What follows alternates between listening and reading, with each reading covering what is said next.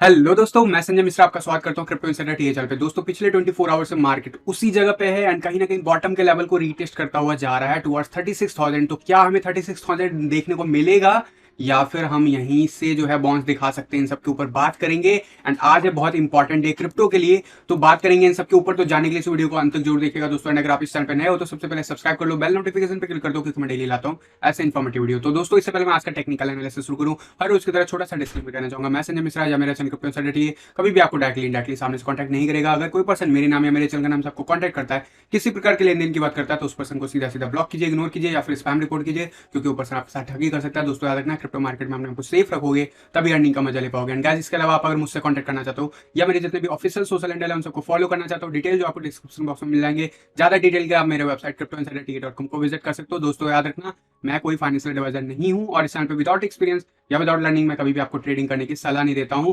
दोस्तों, अगर आप मेरी कही हुई बातों के बेसिस पे ट्रेडिंग या फिर इन्वेस्टमेंट करना चाहते हो तो मेक श्योर करना कि आप 4 आवर का फ्री क्रैश कोर्स जरूर करना। लिंक जो है आपको डिस्क्रिप्शन बॉक्स में मिल जाएंगे, वीडियो के ऊपर भी पॉपअप हो रहा होगा। याद रखना, मैं कोई फाइनेंशियल एडवाइजर नहीं हूं, तो अपने रिस्क और रिवार्ड आपको मेंटेन करना और उसको समझने के लिए आप 4 आवर का फ्री क्रैश कोर्स जरूर देख सकते हो। अगर वो आपको हेल्प करता है तो जरूर आप फ्यूचर में academy.cryptoinsidertk.com पे जो पेड कोर्सेज हैं उनका भी एडवांटेज ले सकते हो एंड उनके बारे में ज्यादा डिटेल में जानने के लिए आप academy.cryptoinsidertk.com विजिट कर सकते हो। तो दोस्तों, विदाउट डिले शुरू करते हैं इसका टेक्निकल एनालिसिस एंड सबसे पहले बात करेंगे बिटकॉइन की। बिटकॉइन क्या कर रहा है अल्टीमेटली, कल के दिन का क्लोजर कहां पे मिला? उसी जगह पे जहां पे 2 दिन पहले थे हम over the weekend. And definitely यहाँ पे कल के दिन भी हमने लोएस्ट जो रीच किया $37,515, रिजेक्शन हमें एग्जैक्टली मिला $38,641 के नियर बाय से।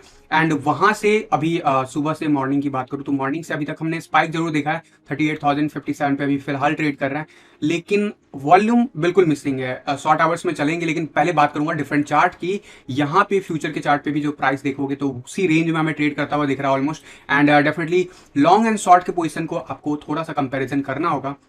यहाँ पे एक चीज नोटिस करना है आपको, अभी जो रिसेंटली जो प्राइस डाउनवर्ड मूव दिखाया था वो 28 अप्रैल के बाद दिखाया था एंड मैंने उसका कंफर्मेशन आपको अराउंड जब 45,000 का लेवल ब्रेक कर रहा था 4 अप्रैल के आसपास कहा था कि यहाँ से अभी नीचे के लेवल टेस्ट हो सकते हैं। ऑल्दो इस लेवल पे भी जब थे तो हम कह रहे थे कि 48,000 का लेवल बहुत क्रिटिकल होगा एंड अगर उस लेवल को रीटेस्ट करने के लिए उसके बाद अगर रीटेस्ट करने के लिए नीचे आता तो 45,000 का लेवल नहीं ब्रेक होना चाहिए। तो वो हुआ, उस दिन से मोमेंटम खराब है एंड डेफिनेटली जो है यहाँ पे शॉर्ट का पोजिशन भी आपको उस दिन से बढ़ता हुआ दिखा, लेकिन उस दिन से लॉन्ग का पोजीशन भी आपको बढ़ता हुआ ही दिखा है। तो लॉन्ग वालों को कोई फर्क नहीं पड़ा है, अभी भी वो जो है ऑल टाइम हाई पे चल ही रहा है। अल्टीमेटली वीकली चार्ट पे मैं अगर लॉन्ग के चार्ट पे पहले दिखाऊं आपको तो दिखेगा आपको कि यहाँ पे लॉन्ग का चार्ट जो है ऑलमोस्ट 12 जुलाई 2021 को ऑलमोस्ट अभी तक का हिस्टोरिकली अभी तक ऑल टाइम हाई पे थे, उसके बाद हम डिक्लाइन हुए थे एंड डेफिनेटली उसके बाद हमें प्राइस सर्ज जरूर नवंबर के आसपास देखने को मिला, बट उसके बाद फिर से स्पाइक लेना ये शुरू कर दिया। And through out this journey जब से बिटकॉइन ने रिसेंटली बॉटम बनाया था 25 जनवरी के आसपास,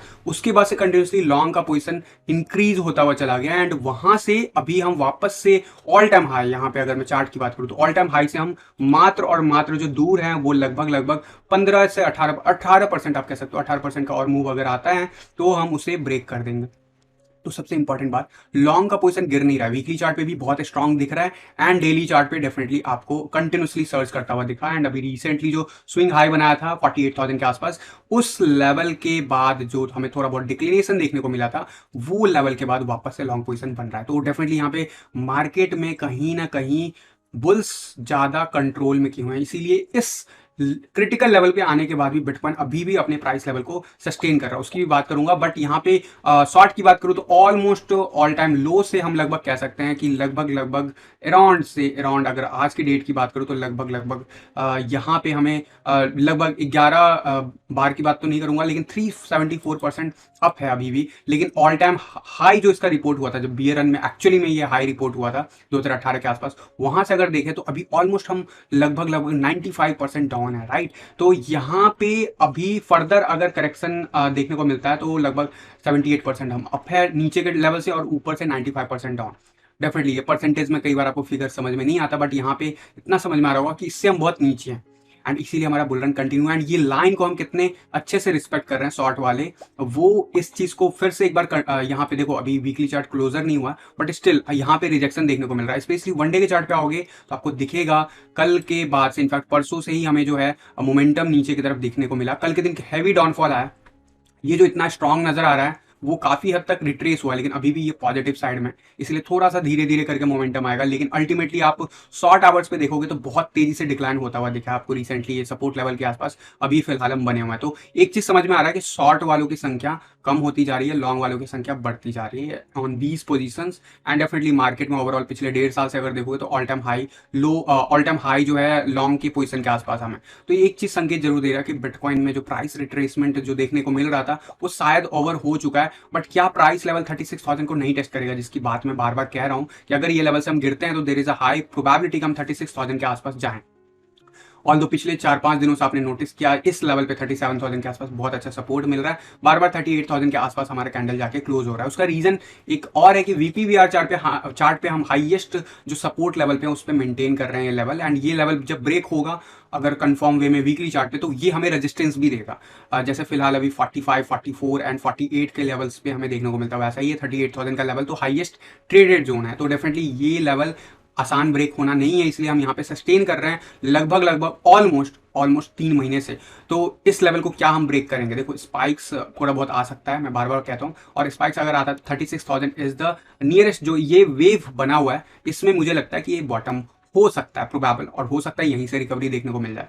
क्या 30,000 जो जिसकी मैं बात करता हूँ बिल्कुल एक्सट्रीम वर्स्ट के सिनेरियो में, तो वो पॉसिबल है? तो मेरा मानना है वो इस वेव के साथ नहीं जाएगा। इसके लिए एक साथ एक और हम अप ट्रेंड देखें, अगर वहां से रिजेक्शन मिलता है फिर से हमें, तो जरूर हम उस लेवल की तरफ बढ़ सकते हैं। लेकिन फिलहाल उस लेवल को रीच करने से पहले अगर हमें नीचे जाना भी है तो भी हम एक लेवल अपसाइड जरूर जाएंगे। तो यहाँ पे ओवरऑल डेली के चार्ट पे सब कुछ अभी रिकवर नहीं हुआ है। एज यूजुअल हमें 21 EMA के नीचे क्लोजर मिल रहा है, और अब हमें जो है 61 जो हमारा गोल्डन रेशियो है 0.61 वो हमें कहीं ना कहीं रेजिस्टेंस दे रहा है पिछले 4-5 दिनों से।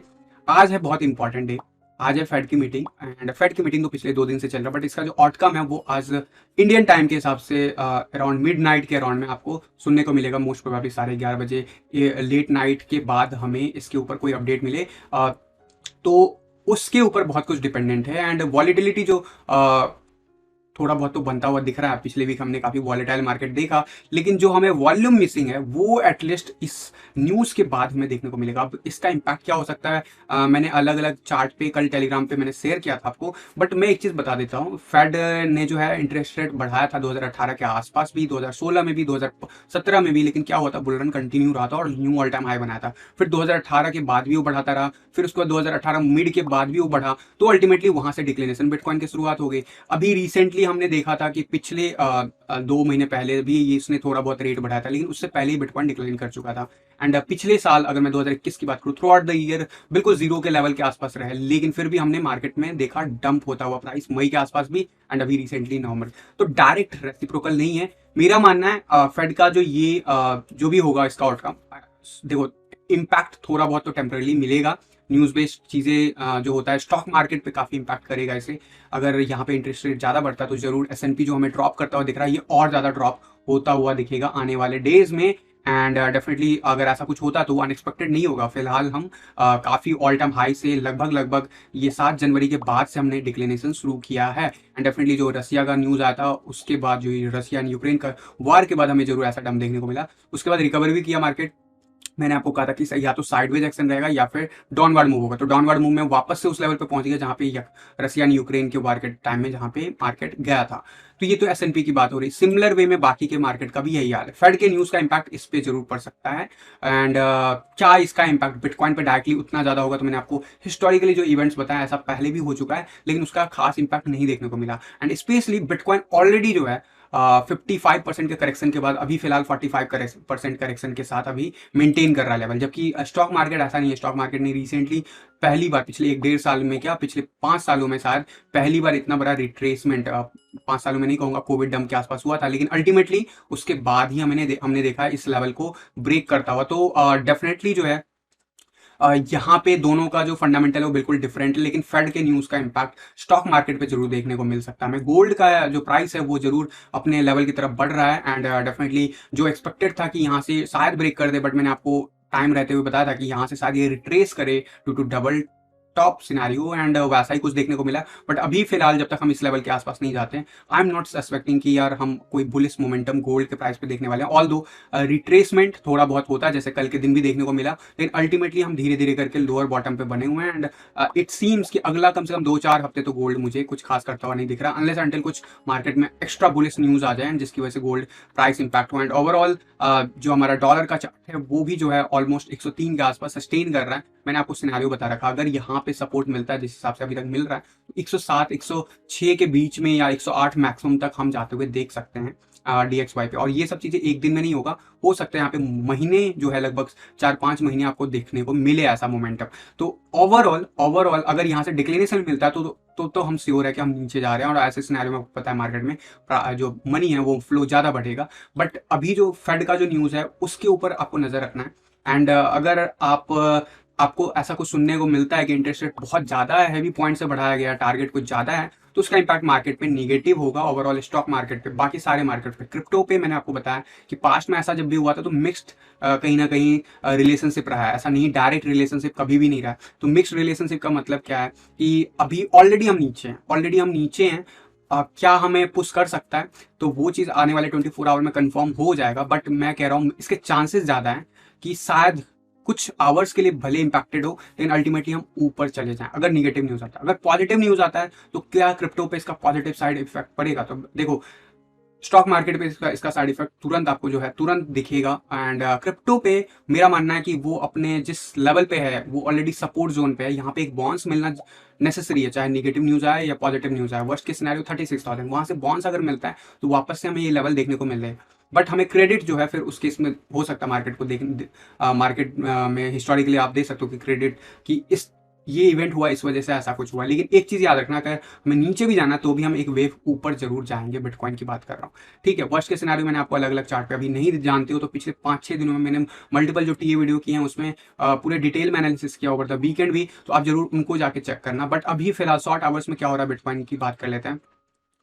1 आवर के चार्ट पे बिटकॉइन अभी फिर से हमने स्लिप किया, पिछले 24 आवर में हमने यहाँ पे काफी देर तक रेजिस्टेंस फेस किया, ब्रेक हुआ, नीचे गया, अब वापस से 21 EM है, फिर से हमें रेजिस्टेंस दे रहा है। क्या हम यही चीज़ रेप्लिकेट करेंगे? देखो, जो भी डिसीजन होगा आने वाले आवर्स में आपको कंफर्म हो ही जाएगा। बट रात में अराउंड मिडनाइट के अराउंड में जो मार्केट पे आपको दिखेगा वो वहाँ पे हो सकता है मैं वॉल्यूम के साथ चीज़ें दिखे। अभी जो भी हो रहा है विदाउट वॉल्यूम हो रहा है, दैट मीन्स कि उसमें स्ट्रेंथ नहीं है, और अपोजिट जैसे ही सिनेरियो प्ले आउट होगा तो मार्केट बहुत तेजी से रिकवरी भी कर सकता है। लेकिन यहाँ पे विदाउट वॉल्यूम हम चीज़ें चल रहे हैं, लेकिन शाम के बाद हो सकता है कि हमें वॉल्यूम देखने को मिले, और वो जो मूव होगा वो हमें एक्चुअली रिप्रेजेंट करेगा जो पिछले 2-3 दिनों से मिसिंग है मार्केट में। अभी फिलहाल 4 आवर के चार्ट पे हम जरूर देख रहे हैं बिटकॉइन को 38,200-300 का लेवल रीटेस्ट करता हुआ बेस्ट केस में। एंड इट सीम्स अभी बाकी इंडिकेटर्स की बात करूँ तो ज़्यादा पॉजिटिव नहीं है, बट इट सीम्स कि हम इस तरफ बढ़ रहे हैं। एंड डेफिनेटली अगर RSI की बात करूं तो अभी भी हाइयर लो मेंटेन कर रहा है, लेकिन प्राइस की बात करूं तो प्राइस नीचे गया है, ये आपको दिखा है पिछले कई बार से ऐसा हुआ है। तो बुलिश डाइवर्जेंस अभी तक प्रॉपर्ली प्ले आउट हुआ नहीं, मैं बार बार बोल रहा हूँ। अगर हमें नीचे भी जाना ना तो भी हम एक वेव जरूर ऊपर जाएंगे टूवर्ड्स 50-60 RSI। उस सिनेरियो में प्राइस एक्शन भी आपको 45,000 के नियर बाय जाता हुआ दिखेगा। बट अभी के लिए इंपॉर्टेंट है अगला 24 आवर, एंड स्पेशली अभी से लगभग 12 घंटे के बाद जो न्यूज़ आउटकम आता है उसका इम्पैक्ट मार्केट पे क्या पड़ता है, वो बहुत जो है शॉर्ट टर्म में इम्पैक्ट कर सकता है। और मेरा मानना है कि इसका इम्पैक्ट शायद पॉजिटिव होगा क्रिप्टो पे, लेकिन जिस लेवल पे हैं हम आपको प्रिकॉशंस बरतना होगा, स्पेशली आप ट्रेडिंग में हो तो, क्योंकि ट्रेड के डायरेक्शंस को इम्पैक्ट कर सकता है स्पेशली शॉर्ट टर्म में, ठीक है। तो इस चीज़ को याद रखना। कल यानी कि आज इवनिंग के बाद या फिर कल से ऑनवर्ड हमें वॉल्यूम भी देखने को मिल सकता है, कंपैरेटिवली जो अभी पिछले एक हफ्ते से वॉल्यूम बिल्कुल ना के बराबर देखने को मिल रहा है। तो इस चीज़ पे ख्याल रखना। एंड काफ़ी कुछ इस न्यूज़ पे अभी इम्पैक्ट जो है इसका मार्केट पे इसका इम्पैक्ट हो सकता है, तो इसके लिए केयरफुल भी रहना आप। एंड डोमिनेंस चार्ट की बात कर लेता हूँ। डोमिनेंस चार्ट फिर से अभी बढ़ता हुआ नजर आ रहा है डेफिनेटली। सुबह से कल तक हमने देखा इसमें डाउनफॉल आया, एंड पिछले 3 दिन से डाउनफॉल आया। इस बीच में बिटकॉइन कभी ऊपर कभी नीचे, अभी फिलहाल ये ऊपर बढ़ता हुआ दिख रहा है। बिटकॉइन थोड़ा बहुत रिकवरी लिया है $500 का, तो अभी भी हमें यहाँ पे कहीं ना कहीं रिलीफ नहीं है, और ये एक्सपेक्टेड 21 EM से बाउंस लिया जो कि एक्सपेक्टेड होता है। एंड अगर हमें रिजेक्शन वापस से 42.60 के लेवल से मिलता है तो वापस से हम 42.20 के लेवल को रीटेस्ट करने जाएंगे। तो डोमिनेंस चार्ट भी अभी हमारे लिए फेवरेबल नहीं बना है। USDT के चार्ट पे भी अगर मैं बात करूँ तो साइड रिजेक्शन मेंटेन है, तो यहाँ पे कहीं ना कहीं मार्केट का डायरेक्शन नहीं तय है। यहाँ पे अभी मार्केट का पोजीशन और डायरेक्शन हमें जब तक नहीं पता तब तक आप ट्रेड करने से बचो। स्पेशली अगर आप स्विंग ट्रेड करते हो तो बिल्कुल ही आपको इंतजार करना चाहिए, अगर एंट्री पोजीशन मिल भी रहा है तो भी। रीजन बेइंग कि यहाँ पे अगर डायरेक्शन मिसमैच करता है, वॉलेटिलिटी मार्केट में ज़्यादा है नहीं, वॉल्यूम ज़्यादा है नहीं, तो इस वजह से इम्पैक्ट रह सकता है कि आपका स्टॉप लॉस हिट हो जाए। तो केयरफुल रहना है। एंड स्पेशली मैं कहूँगा, रिकमेंड करूँगा कि कल मॉर्निंग के बाद ही जो है आप ट्रेडिंग पे फोकस करो, रादर देन अभी आप मार्केट को एनालाइज करोगे तो ज़्यादा बेटर रहेगा। दूसरी बात, इथेरियम के बीटीसी चार्ट पे साइडवेज एक्शन मैंने आपको कहा था कि इस लेवल के ऊपर हम जरूर गए, लेकिन अगले 3 दिन क्या हम इसके ऊपर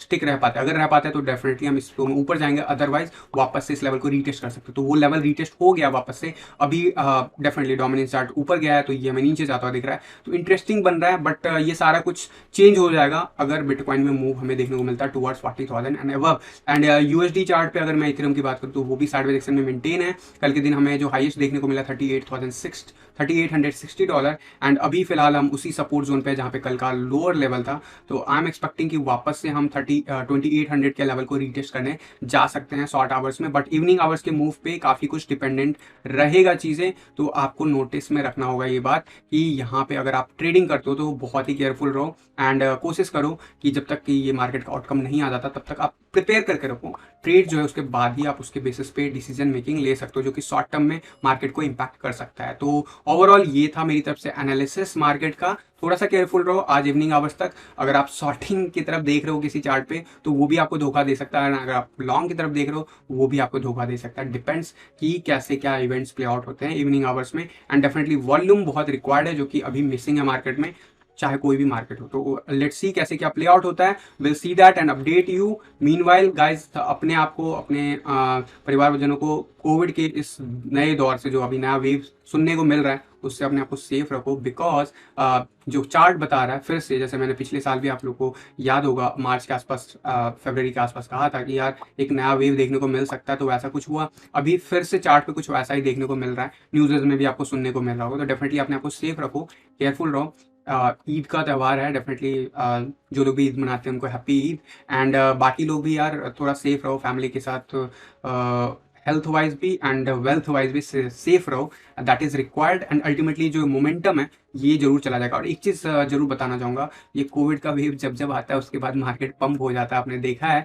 थोड़ी देर के लिए जरूर साइड इफेक्ट रहता है, बट ये कहीं ना कहीं एक जस्ट एनालिसिस है। मैंने सोचा कि ये सारे इंटरेस्टिंग फैक्ट हो सकता है आपके लिए, तो आप उसके ऊपर भी फोकस करना कि कोविड का फिर से एक नया वेव पूरी दुनिया देख सकती है आने वाले 1-1.5 महीने में। तो डेफिनेटली इसका इम्पैक्ट टेम्परली जरूर निगेटिव पड़ सकता है, बट अल्टीमेटली पॉजिटिव साइड आपको दिखा था मार्केट में। हर बार जितने बार भी मार्केट नीचे गया उतने बार ही बहुत तेजी से बाउंस किया, एंड बाउंस के बाद न्यू जो है उससे रीसेंट जो है पीक भी देखा हमने, चाहे वो कोई भी मार्केट हो। तो इसी उम्मीद के साथ गाइस कि आप लोग सेफ रहोगे, सिक्योर रहोगे। तब आज के इस वीडियो में बस इतना ही, मिलता हूँ जल्द अगले किसी वीडियो में, तब तक के लिए थैंक यू, धन्यवाद, जय हिंद।